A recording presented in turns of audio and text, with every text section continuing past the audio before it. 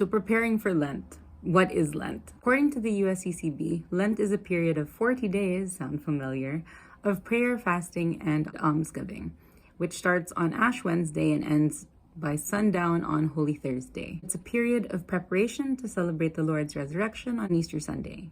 During Lent, we seek the Lord in prayer through reading sacred scripture, serve by giving alms. We practice self-control through fasting. We are not only called to abstain during Lent from the luxuries of life, but to a true inner conversion of heart as we seek Christ's will more faithfully. The reason why I bring this up today is because last week's episode of the Poco a Poco podcast touched on conversion as being in relationship with the Lord as a person. Father PT said, we live differently because we experience a different kind of love. More than just being a period of waiting, I think Lent is also a time to prepare our hearts to receive the unconditional love the Father has for us, to properly foster a posture of thanksgiving for the passion and death that Christ endured for our sake on our behalf, and his victory over our sin at his resurrection.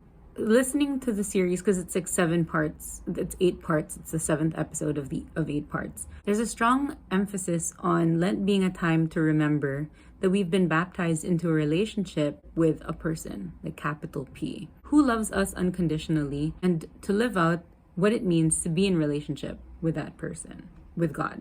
When we reorient our lives to the Lord and we prioritize that relationship, everything starts to change. Ideally, everything should start to change. The question that they posed, which I will pass on to you today, especially if you, like me, are preparing for Lent, is when I enter into relationship with God, what does my relationship with the world then look like? So that's the question that I'd like you to think about as I think about it in the week before Ash Wednesday. To properly foster a posture of prayer